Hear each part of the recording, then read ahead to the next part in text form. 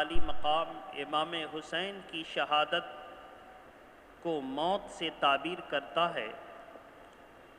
ہم ان میں سے نہیں ہیں جو لوگ شہیدوں کو مردہ جانتے ہیں، ہم ان میں سے ہیں جو شہیدوں کو مردہ کہنے کی بات تو بہت بڑی ہے، مردہ کو مان تک نہیں کرتے، اور وہ شہیدوں کو زندہ سمجھتے ہیں قرآن کے فیصلے کے مطابق۔ پھر کوئی کہتا ہے کہ امام حسین اور ان کے بابا علی، ان کے نانا امام الانبیاء جب اپنا اور اپنے نواسے اور اپنے بیٹے کا دفاع نہ کر سکے تو ایسی صورت میں جب وہ اپنے نواسے کو نہ بچا سکے تو اوروں کو کیا بچا سکیں گے؟ تو اس کا جواب یہ ہے کہ امام حسین بچنے کے لیے گئے ہی نہیں تھے، امام حسین بچانے کے لیے گئے تھے۔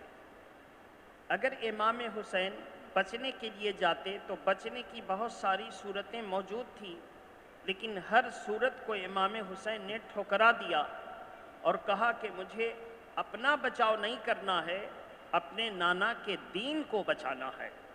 اب دیکھیں وہ کیسے، محبت کے ساتھ درود شریف پڑھیں، اللہم صلی علی سیدنا شفینا حبیبنا مولانا محمد معدن الجود والکرم وآلہ واصحابہ وبارک وسلم صلاۃ و سلاما علیکہ یا رسول اللہ صلی اللہ علیہ وسلم۔ امام حسین رضی اللہ تعالی عنہ 5 شعبان المعظم 4 ہجری کو مدینہ شریف میں پیدا ہوئے۔ مدینہ شریف میں جب پیدا ہوئے تو ام الفضل بنت الحارث زوجہ حضرت عباس ابن عبد المطلب حضور صلی اللہ تعالی علیہ وسلم کی بارگاہ میں آئیں، ابھی پیدا نہیں ہوئے ہیں۔ انہوں نے اپنا خواب بیان کیا کہ یا رسول اللہ، میں نے ایسا خوفناک دہشت کر دینے والا خواب دیکھا ہے کہ اگر بیان کروں تو ڈرتی ہوں۔ اللہ کے پیارے نبی نے ارشاد فرمایا بیان کرو۔ حاصل کلام انہوں نے جب بیان کیا تو یہ بیان کیا کہ یا رسول اللہ، میں نے دیکھا ہے کہ آپ کے جسم کے گوشت کا ایک ٹکڑا کٹا آپ کے جسم مبارک سے جدا ہوا اور میری گود میں آ گیا۔ اے اللہ کے پیارے رسول، یہ نہیں معلوم کہ کاٹنے والا کون اور کیوں کٹا اور کیوں جدا ہوا؟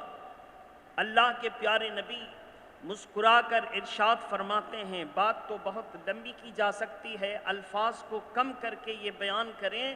اللہ کے پیارے نبی نے ارشاد فرمایا، چچی جان آپ کو مبارک ہو کہ فاطمہ کے یہاں بیٹا پیدا ہوگا۔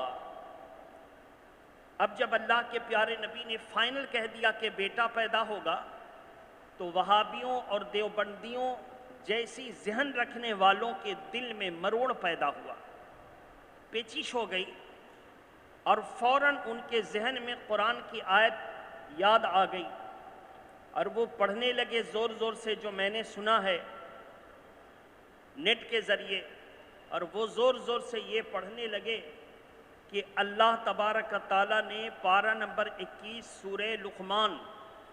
سورہ لقمان کی آیت کریمہ نمبر 24، یعنی سورہ لقمان کی آخری آیت، اللہ تعالیٰ ارشاد فرماتا ہے وَيَعْلَمُ مَا فِي الْأَرْحَامِ وَمَا تَسْقُطُ مِنْ وَرَقَةٍ إِلَّا يَعْلَمُهَا وغیرہ وغیرہ، یعنی درخت میں کتنے پتے ہیں اللہ جانتا ہے، کس کے پیٹ میں کیا ہے اللہ جانتا ہے، کون کہاں مرے گا، بِأَيِّ أَرْضٍ تَمُوتُ اللہ جانتا ہے۔ الغرض کہ جب یہ سارے علوم اللہ کو معلوم ہے تو نبی کو کیسے معلوم ہو گیا؟ تو اس پر اعتراض کیا سب سے پہلے عبداللہ ابن ابی نے میرے نبی کے علم پر، اور عبداللہ ابن ابی اعتراض کرتے ہوئے یہ کہا کہ یہ علوم اللہ کا خاصہ ہیں، اللہ کے علاوہ کوئی نہیں جانتا، تو محمد کیسے جاننے لگے؟ اللہ کے پیارے نبی کی بارگاہ میں یہ اعتراض رفتہ رفتہ پہنچا۔ اللہ کے پیارے نبی نے صحابی کو حکم دیا کہ جاؤ سب سے کہو کہ منبر کے قریب جمع ہو جائیں، میں کچھ کہنے والا ہوں۔ اللہ کے پیارے نبی کے منبر کے قریب صحابہ اکرام جمع ہو گئے۔ میرے آقا ارشاد فرماتے ہیں کہ تم نے میرے علم پر اعتراض کیا، مجھ سے پوچھو کہ کل کیا ہوگا، مجھ سے پوچھو کہ مہینے کے بعد کیا ہوگا، مجھ سے پوچھو قیامت تک کی بات پوچھو، آنے والی قیامت تک کی جو بات پوچھو گے میں تم کو بتا دوں گا، جو بات پوچھو گے میں تم کو بتا دوں گا۔ جب اللہ کے پیارے نبی نے اس طرح چیلنج کیا، اس کے بعد کھڑا ہونے والا کھڑا ہو کر پوچھ سکتا تھا یا رسول اللہ متی الساعہ، قیامت کب آئے گی، لیکن وہ یہ نہیں پوچھتا۔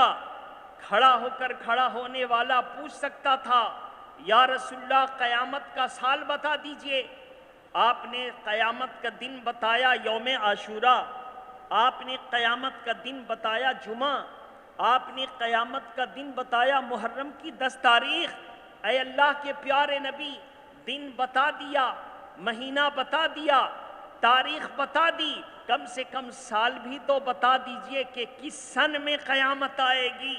اللہ کے پیارے نبی سے یہ بھی پوچھا جا سکتا، لیکن نہیں، میرے نبی نے جب اجازت دی کہ پوچھو مجھ سے کیا پوچھنا چاہتے ہو، تو ذہن کو کنٹرول میں رکھا، زبان کو کنٹرول میں رکھا کہ تم قیامت کے سال کے بارے میں پوچھ ہی نہیں سکتے ہو، اس لیے کہ قرآن میں آ چکا ہے کہ قیامت بغتتاً اچانک آئے گی۔ قرآن کہے اچانک آئے گی اور نبی کہیں فلاں سن میں آئے گی، تو قرآن اور نبی کے قول میں ٹکراؤ پیدا ہوگا، اس لیے ٹکراؤ کی کوئی صورت ہو نہیں سکتی۔ لوگ کہیں گے اللہ کو تو نہیں معلوم، اس نے کہا کہ اچانک آئے گی، نبی کو کیسے معلوم؟ اعتراض پیدا ہو جائے گا۔ ایک کھڑے ہونے والے نے کھڑے ہو کر پوچھا یا رسول اللہ میرے ابا کا نام کیا ہے؟ میرے والد کا بچپن میں انتقال ہو گیا، میری والدہ کا دوسرا نکاح ہوا، لوگ مجھے معتوب کرتے ہیں، کوئی کچھ کہتا کوئی کچھ کہتا، میری امی پر الزام لگاتا ہے، تو یا رسول اللہ میرے ابو کا نام بتا دیں۔ اللہ کے پیارے نبی نے ارشاد فرمایا غالباً وہ حذافہ نام تھا، تیرے باپ کا نام یہ ہے۔ اس نے کہا کہ یا رسول اللہ آپ نے سچ فرمایا، میرے اپنے ابا کا نام یہی ہے۔ اب جب وہ گھر گئے تو صحابیہ کا عقیدہ دیکھیے، ان کی امی نے کان پکڑ کے کھینچا کہ تم کو اور کوئی سوال نہیں سمجھ میں آیا، یہی سوال کرنا تھا؟ بیٹے ایام جاہلیت میں عورتوں کے کریکٹر کیسے ہوتے تھے سب جانتے ہیں، لیکن اللہ کا فضل ہے کہ میں ان بد کردار عورتوں میں سے نہیں تھی۔ لیکن جب تم نے پوچھا اگر میں بد کردار ہوتی تو آج میرا عیب سب پر ظاہر ہو جاتا۔ کیوں کہہ رہی تھیں؟ جانتی تھیں کہ اللہ کے پیارے نبی کو علم غیب ہے کہ کون کیا ہے۔ ایک صحابیہ کا عقیدہ علم غیب، صحابی کا عقیدہ علم غیب نبی کو ہے، اہل بیت کا عقیدہ علم غیب نبی کو ہے۔ اگر کسی کا اس میں اختلاف ہے تو وہابیوں اور دیوبندیوں کا اختلاف ہے، وہ کہتے ہیں نبی کو علم غیب نہیں۔ بہرحال اللہ کے پیارے نبی نے فرمایا فاطمہ کے یہاں بیٹا پیدا ہوگا، اور ٹھیک بیٹا پیدا ہوا۔ اللہ کے پیارے نبی صلی اللہ تعالی علیہ وسلم بنفس نفیس اپنے نواسے کو دیکھنے کے لیے فاطمہ کے کاشانے پر پہنچے تو دیکھا جبریل امین تشریف لا رہے ہیں، 1.25 لاکھ کم و بیش فرشتے بھی موجود ہیں۔ اللہ کے پیارے نبی نے علی کے گھر میں علی کو دروازے پر کھڑا کر دیا. علی اندر نہ جانا، دروازے پر کھڑا رہنا، اور جو کوئی آئے تو کہہ دینا کہ اللہ کے نبی نے تمہیں یہیں روکا ہے. اب وہ میرے آقا اندر چلے گئے.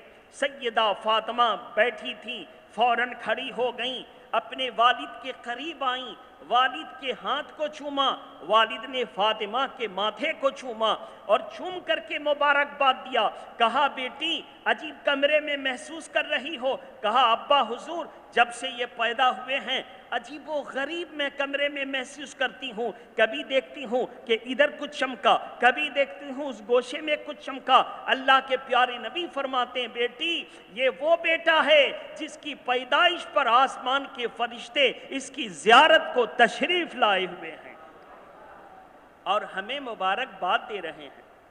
اب میرے آقا اپنی بیٹی کو مبارکباد دے کر کے جب دروازے پر تشریف لائے تب تک ابو بکر آ چکے، تب تک عمر آ چکے، تب تک عثمان آ چکے، تب تک دیگر صحابہ آ چکے.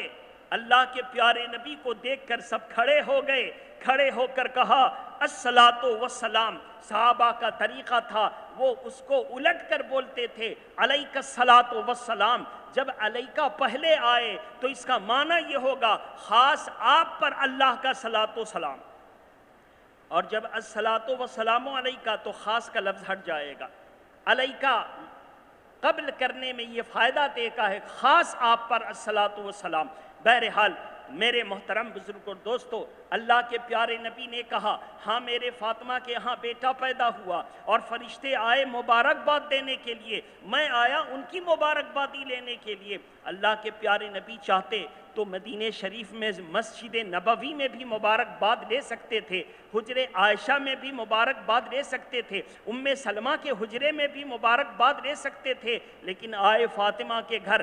بتانا یہ مقصد ہے جب فاطمہ کے گھر آئے تو فاطمہ نبی کو دیکھ کر کھڑی ہو گئیں، اللہ کے پیارے نبی فاطمہ کو دیکھ کر کھڑے ہو گئے. اس سے پتہ چلا تعظیم کے لیے مقدم حیثیت کو، بزرگ شخصیت کو یا جس کو مان سمان دیا جائے ادب کے لیے کھڑے ہونا جائز ہے اور نبی کی سنت ہے. اللہ کے پیارے نبی مبارکباد دے کر باہر آئے. صحابہ کرام بیٹھے تھے، صحابہ کرام نبی کو دیکھ کر کھڑے ہو گئے. اللہ کے پیارے نبی چاہتے تو فرما دیتے کہ اللہ کے علاوہ کسی کے لیے کھڑے ہونا حرام، بیٹھے رہو، لیکن جب صحابہ کھڑے ہو گئے تو میرے آقا پوچھتے ہیں جانتے ہو کہ میں کیوں یہاں آیا؟ کہا ہاں یا رسول اللہ آپ بتا دیں. صحابہ بھی کھڑے ہیں ادب کے لیے. صحابہ کو بتایا میں اس لیے آیا کہ میں فرشتوں کے مبارکباد کو قبول کروں. کہیں بھی کر سکتے تھے، فاطمہ کے گھر جانے کا مقصد یہ تھا کہ دنیا کو بتایا جا سکے کہ صحابہ کرام نبی کا جب دیدار ہوتا تھا تو کھڑے ہو جایا کرتے تھے. میرے محترم بزرگ اور دوستو، بہرحال امام حسین کی پیدائش ہو گئی. ام الفضل اپنی گود میں لا کر حضور کے حجرے میں دیتی ہیں. حضور نے اپنے لخت جگر کو پیار کیا، اپنی بیٹی کے بیٹے کو پیار کیا، اور پیار کر ہی رہے تھے. ایک روایت میں کہ 7ویں دن کے اندر یہ واقعہ ہوا، اور ایک روایت میں 6 مہینے کے اندر. دونوں کو سامنے رکھے. حضور اپنے نواسے کو پیار کر رہے تھے کہ اچانک آنکھوں سے آنسو جاری ہو گئے، اور حضور پیشانی کو نہیں چومتے، رخسار کو نہیں چومتے، گلے کو چومتے ہیں، حلقوم کو چومتے. سیدہ فاطمہ کی نظر پڑی، عرض کرتی ہیں کہ ابا حضور اب تک آپ بچوں کو پیار کرتے تھے تو پیشانی کو چومتے تھے، ماتھے کو چومتے تھے، بڑے شفقت سے ایسا کرتے. میرے آقا آپ گردن کو چومتے ہیں، آپ حلقوم کو چومتے ہیں. اللہ کے پیارے نبی کی آنکھ سے آنسو جاری ہے، لیکن آہو بکا چیخ و پکار نہیں، بس آنکھ سے آنسو جاری. اللہ کے نبی فرماتے ہیں کہ ابھی ابھی جبریل آئے اور اسرافیل آئے اور انہوں نے مجھے میرے بچے کے تعلق سے بشارت بھی عطا فرمائی، مبارکباد بھی دی، اور ساتھ میں ان کی شہادت کا وقت بھی بتایا، اور شہادت کی جگہ بھی بتائی، اگر تم چاہو تو میں تمہیں ان کے مشہد اور مقتل کی مٹی دکھا سکتا ہوں۔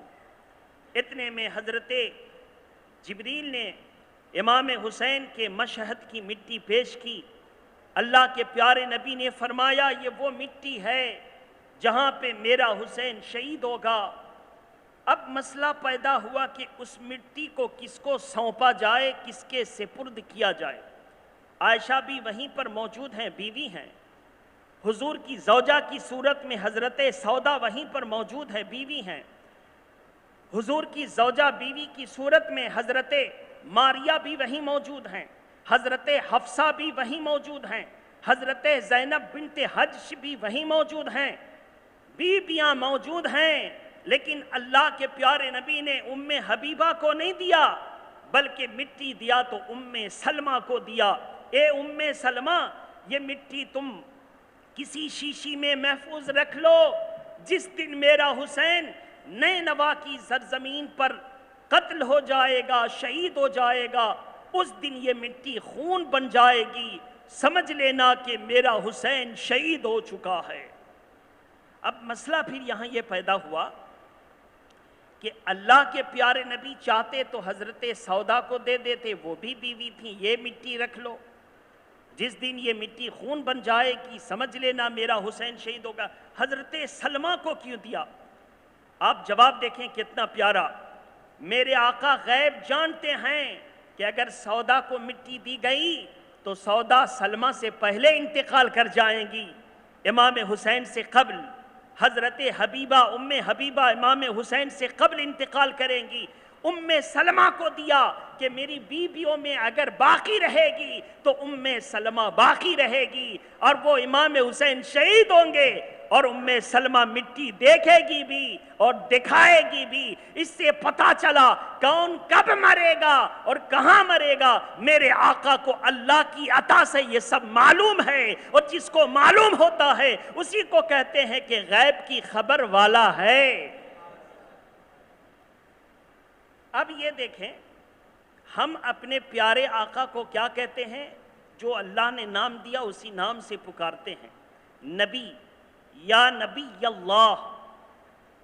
اور نبی کا معنی ہوتا ہے غیب کی خبریں بتانے والا۔ نبی کا معنی نبا،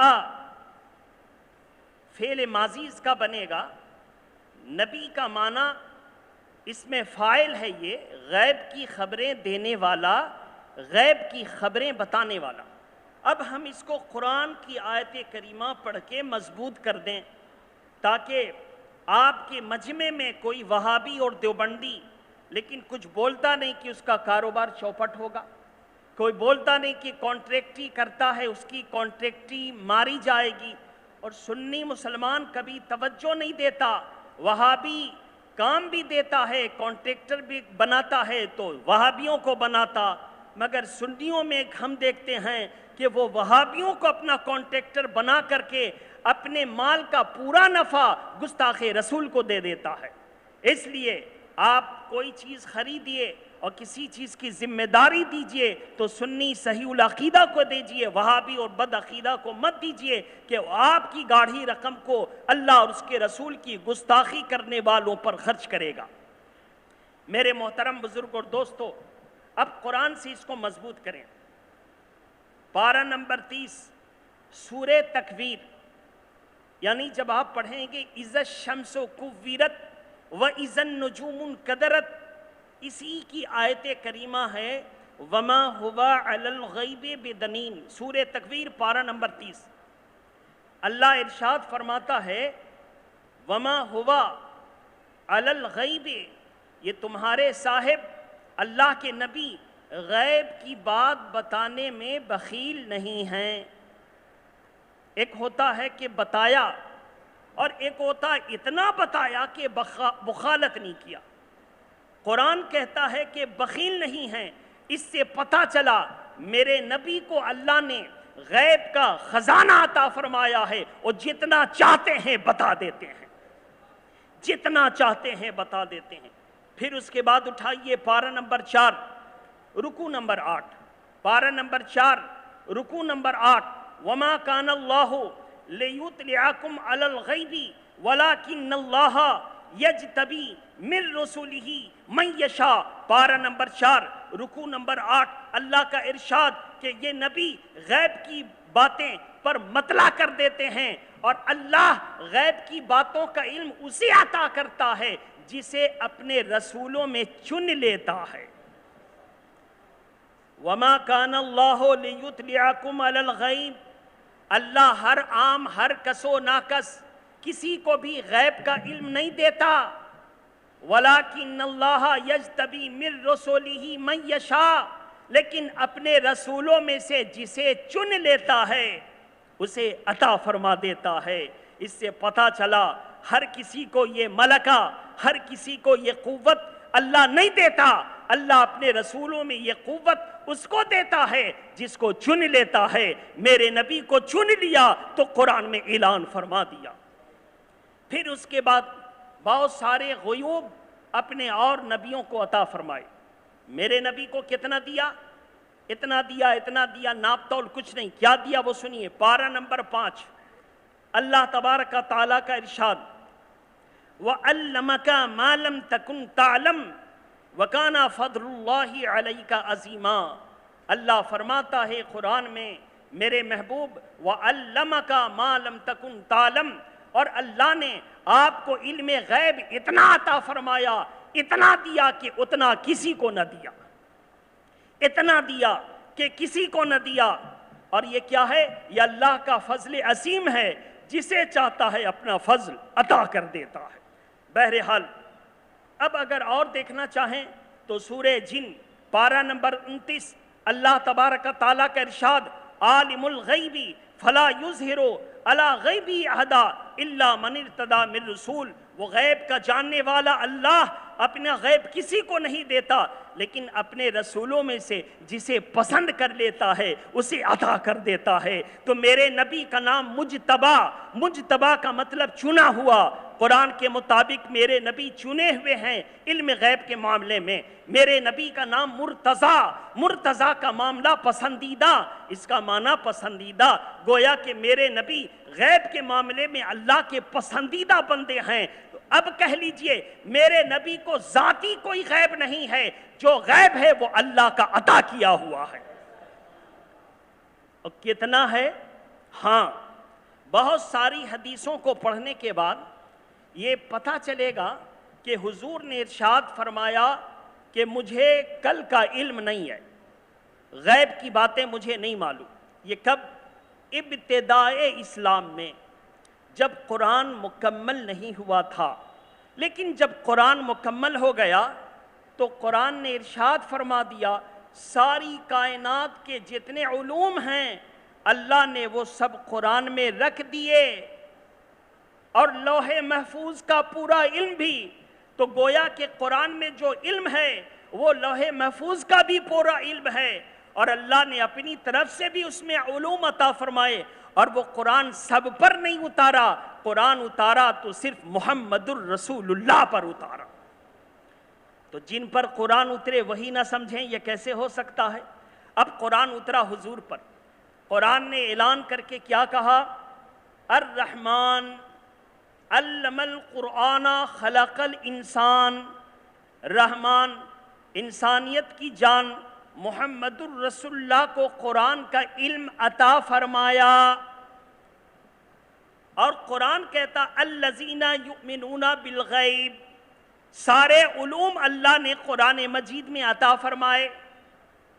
جب سارے علوم قرآن مجید میں عطا فرمائے اور قرآن کا علم میرے نبی کو عطا فرمایا تو سارے علوم نبی کو عطا فرما دیے۔ اس آیت کریمہ کو جوڑنے سے بھی معلوم ہوا کہ قرآن میں سارے علوم، جب تک قرآن مکمل نہیں ہوا تھا اللہ کے پیارے نبی کسی معاملے میں کہتے تھے مجھے اختیار نہیں ہے، میں کسی نفع نقصان کا مالک نہیں، لیکن جب پورا قرآن نازل ہوا، قرآن کی سب سے پہلی سورہ سورہ علق، اقرأ بسم ربک الذی خلق، اور قرآن میں مکمل آخری مرتبہ جو نازل ہوئی وہ سورہ نصر، اذا جاء نصر اللہ، کوئی آپ سے پوچھے کہ قرآن کی سب سے پہلی سورہ جو نازل ہوئی حضور پر، آپ کہیں اقرا بسم یعنی سورہ علق۔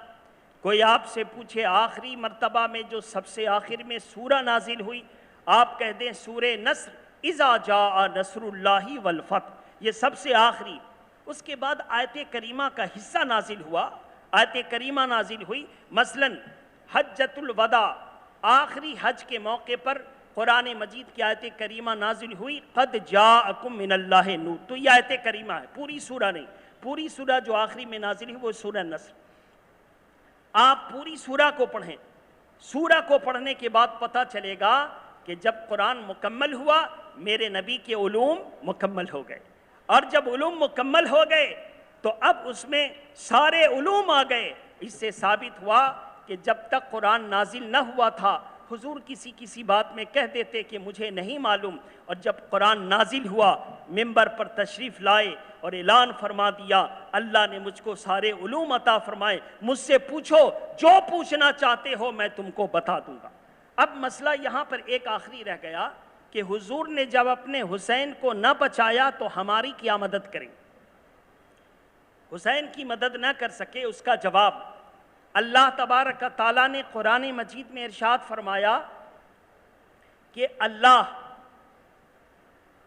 انما ولیکم اللہ ورسولہ والذین آمنوا، اللہ مددگار، رسول اللہ مددگار، مومن مددگار۔ جب اللہ مددگار ہے تو بہت سے نبی قتل ہوئے، اب یہی کوئی اعتراض کرے کہ رسول اللہ اپنے حسین کو نہ بچا سکے تو ہماری کیا مدد کریں گے؟ تو اس کا جواب ہوگا اللہ نے قرآن میں وعدہ کیا کہ ہم رسولوں کے مددگار، نبیوں کے مددگار۔ جب اپنے نبی کو یہودیوں کے ہاتھوں قتل ہونے سے اللہ نہ بچا سکا تو اور کون کیسے بچا سکے گا؟ تو جو اعتراض نبی پر کر رہا تھا وہی اعتراض اللہ پر ہو گیا۔ تو اس کا جواب یہ ہے اعتراض مت کرو، میرے حسین جان بچانے کے لیے نہیں گئے تھے، میرے حسین جان دے کر اسلام بچانے کے لیے گئے تھے۔ اگر جان بچانے کے لیے جاتے تو بہت سارے راستے کھلے تھے۔ مثلا عبید اللہ ابن زیاد پکار کر کے کہتا تھا حسین یزید کی بیعت کر لو، اس کی حکومت کو تسلیم کر لو، اس کے اقتدار کو مان لو، جب تم اس کے اقتدار کو مان لو گے تو تمہارے بارے میں کوئی فیصلہ کیا جا سکتا ہے۔ امام حسین نے کہا نہیں، میں اس کے اقتدار کو ماننے کے لیے تیار نہیں، اس لیے کہ وہ ظالم ہے، شراب کے نشے میں مخمور رہتا ہے، بندروں کو نچاتا ہے، بھیڑیوں کو نچاتا ہے، مرغوں کی لڑائی کا مقابلہ کرواتا ہے، نماز کو ترک کرتا ہے، ظلم کرتا ہے، دو بہنوں کا ایک ساتھ ایک ہی آدمی سے نکاح کروا دیتا ہے، قرآن کے خلاف قدم نکالتا ہے۔ جو قرآن کے خلاف کرے میں اس کو اقتدار نہیں سونپ سکتا، میں جان دے سکتا ہوں لیکن قرآن پر آنچ آنے کی ہمت نہ ہو سکے گی۔ اس لیے امام حسین جان بچانے کے لیے نہیں گئے تھے، امام حسین اسلام بچانے کے لیے گئے تھے۔ پوری تاریخ کی کتاب قرآن و حدیث کھنگال دیں، نبی کی کوئی ایسی دعا نہ ملے گی کہ ہاتھ اٹھا کر کہا ہو یا اللہ میرا حسین جب کرب و بلا میں ہو اس مصیبت سے نجات عطا فرما، میرے حسین کی جان کی حفاظت فرما، ایسی دعا نہیں، بلکہ دعا کیا تو یا اللہ آتین الحسینہ صبروں و اجرا، میرے حسین جب کرب و بلا میں ہو تو صبر بھی عطا فرما، اجر بھی عطا فرما۔ دعا کیا تو یہ دعا کیا، حالانکہ نبی اگر چاہتے تو دعا کر دیتے، یہ کرب و بلا کا واقعہ ٹل جاتا۔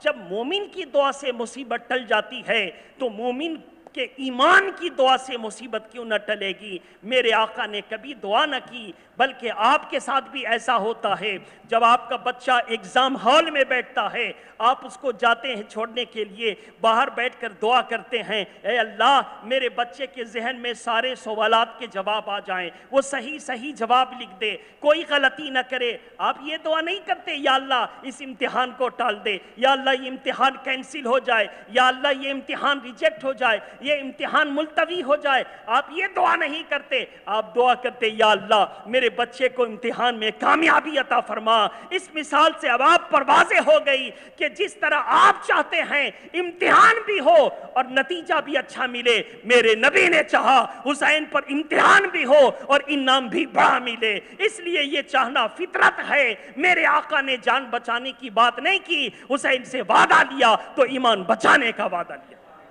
اللہ تبارک تعالی ہماری اور آپ کی حاضری کو قبول فرما لے۔ انشاءاللہ تعالی بزم غوث و خواجہ ورزا کی طرف سے اتوار کے دن بعد نماز ظہر جشن امام حسین کا اہتمام کیا گیا ہے، جس میں ذکر شہدائے کرب و بلا ہوگا۔ آپ سے یقین ہے کہ آپ تشریف لائیں گے، لیکن لاک ڈاؤن اور دیگر معاملوں کا خیال کرتے ہوئے جو اس کے قوانین ہیں اس ضابطے پر عمل کرتے ہوئے اللہ تعالی ہماری اور آپ کی حاضری کو قبول فرمائے۔ وآخر دعوانا ان الحمدللہ رب العالمین۔ السلام علیکم۔ کھڑے ہو جائیں، صفوں کو درست کر لیں، پھر اطمینان سے بیٹھیں۔